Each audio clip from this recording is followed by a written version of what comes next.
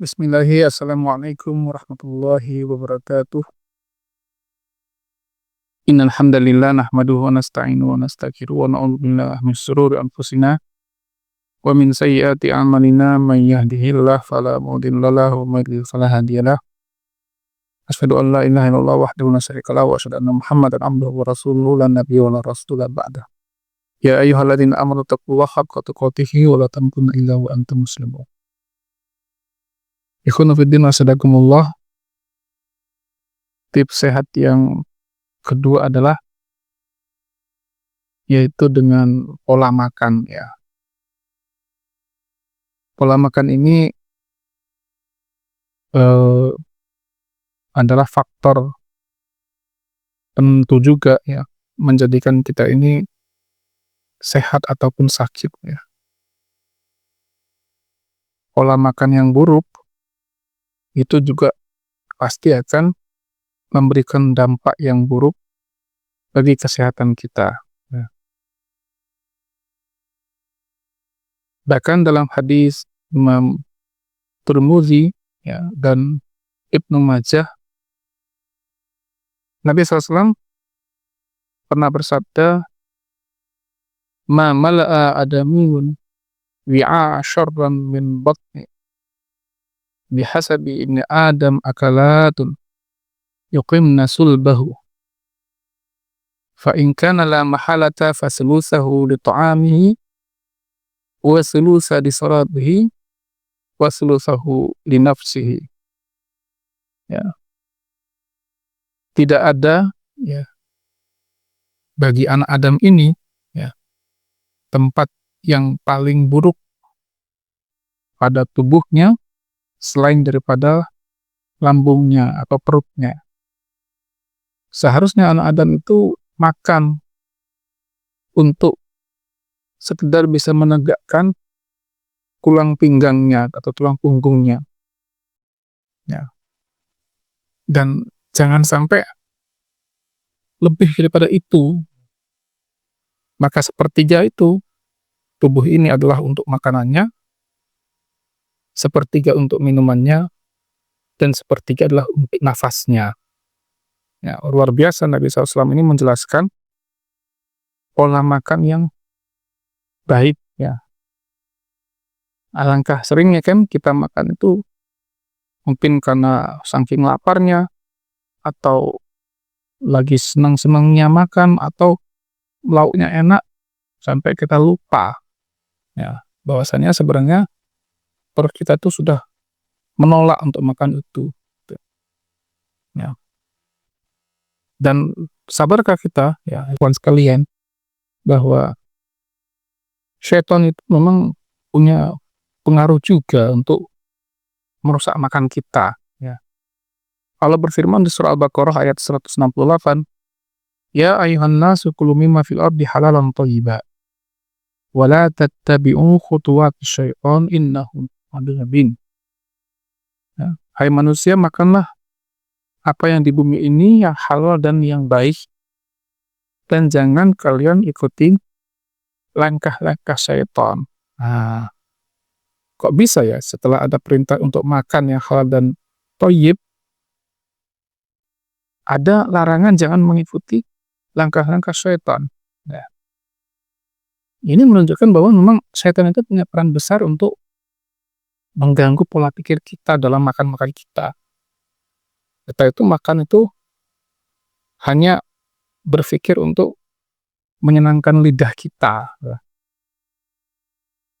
Tapi malah menyakitkan lambung kita.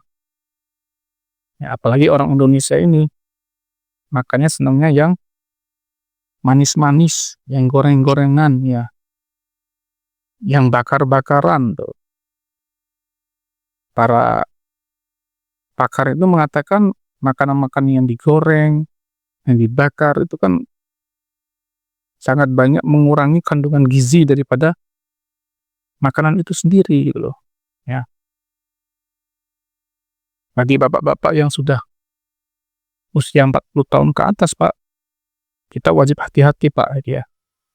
Kayaknya nggak bisa kita ikuti pola makan anak-anak muda atau ketika kita masih muda dulu ya, makan sehari 3 kali, ya, malam kalau lapar nyari nasi goreng dan bakso, itu kayaknya sudah nggak bisa begitu, ya. Tubuh kita sudah mulai menolak, ya.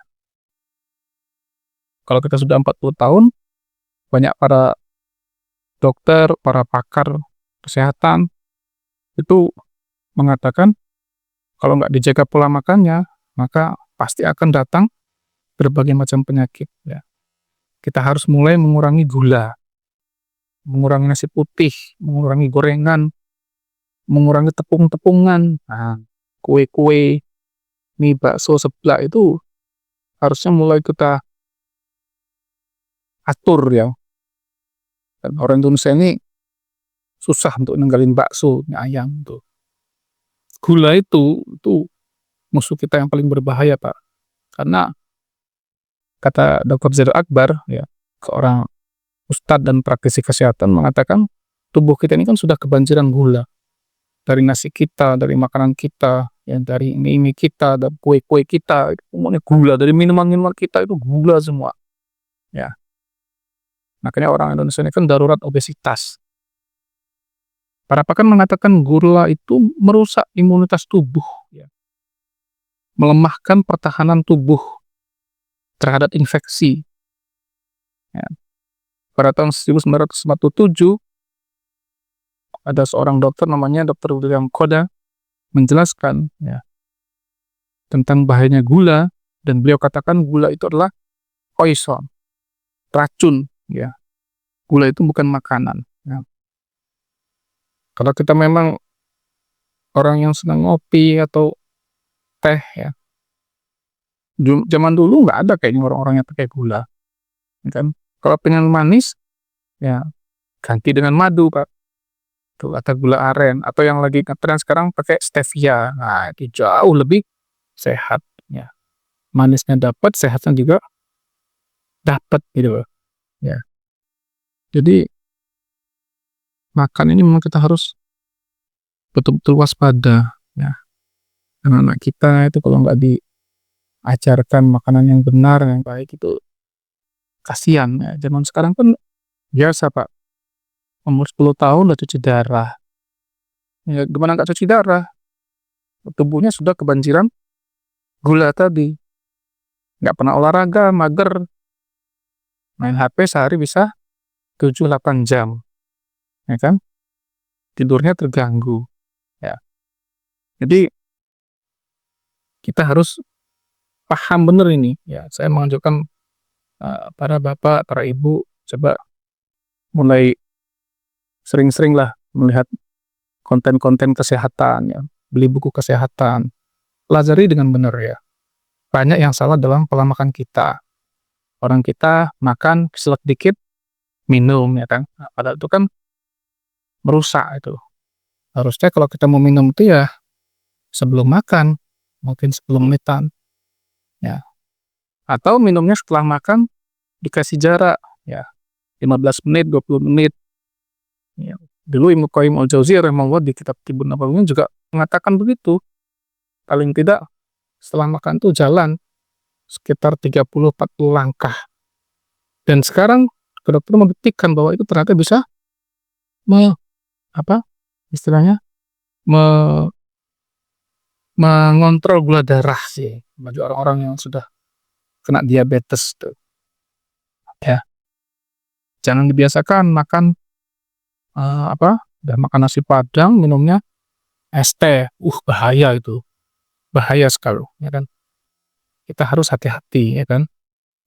Bagi kita, Pak, yang sudah 40-an ini, itu pernah sampai ada ungkapan kan 10-3-2-1, ya. Yaitu apa? Kalau pengen sehat, ngopi itu 10 jam sebelum tidur. Ngopi itu 10 jam sebelum tidur. Supaya apa? Supaya tidurnya itu nggak terganggu. Supaya kita dapat tidur yang berkualitas. Nah, ini yang suka ngopi nih. 3. Nah, 3 apa maksudnya? Nah, makan tuh 3 jam sebelum tidur. Ya kalau tidur jam 10 malam, paling ya lambat itu ya jam 7 malam kita makan. Syukur-syukur sebelum maghrib kita sudah makan. Karena malam itu bukan waktu makan ya, malam itu waktu istirahat. 2, nah 2 maksudnya apa, ya minum 2 jam sebelum tidur. Nah, kalau kata Dokter Hendro, seorang praktisi kesehatan juga, mengatakan kalau mau tidur tuh jangan banyak minum, nanti ginjalnya bisa rusak, ya. 1 maksudnya apa? 1 jam sebelum tidur matikan HP, supaya mata kita tuh tidak kena radiasi cahaya HP itu, baru kita dapat tidur yang berkualitas, ya. Jadi, mmm, pola makan ini mari kita perbaiki semuanya ya, jangan terlalu banyak ya, memuaskan nafsu kita sendiri ya. Ya kecuali kalau kita ini pekerja keras Pak, misalnya Bapak petani ya, atau tukang bangunan, butuh energi banyak kan. Kalau kita cuman banyak duduk, guru, ya makanya harus diatur ya, sekedarnya saja gitu loh, ya. Jangan sampai kita males, eee, minum air putih, nah 70%, 80% tubuh kita ini kan terdiri dari air ya, tuh. Kita juga harus banyak makan buah, nah, orang Indonesia ini terkenal males makan buah, ya. Kalau kata Dokter Hendro paling enggak minimal ada 3 jenis buah di rumah kita. Makan sayur, nah, anak-anak kita tuh dari kecil harus dikenalkan buah, sayur, seneng makan dengan itu, ya. Terus juga apa, nah, jangan cuma mikirin makan, kita perlu ada waktu-waktu tertentu untuk mengosongkan lambung kita.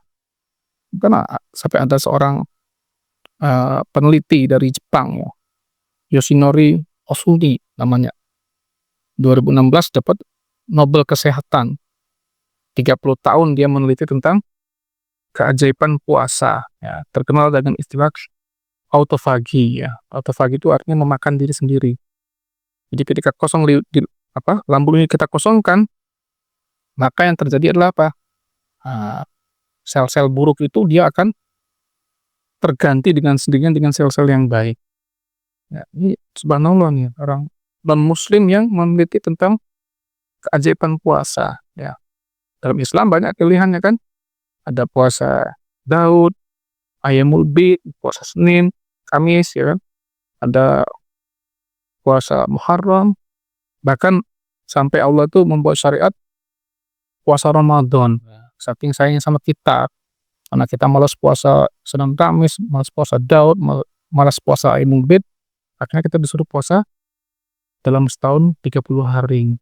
Tujuannya apa ya? Tujuannya untuk kembali kepada kita sendiri agar kita sehat gitu loh. Allah tuh ingin kita tuh menjadi orang-orang yang sehat. Nah, mudah-mudahan dengan sedikit pemaparan ini ya, kita perbaiki pola makan kita, pola minum kita, insyaallah ke depannya kita semua Allah berikan kesehatan yang lebih sempurna. Barakallahu fikum, mudah-mudahan bermanfaat. Subhanakallahumma wa bihamdika, asyhadu an la ilaha illa anta astaghfiruka wa atubu ilaik. Assalamualaikum warahmatullahi wabarakatuh.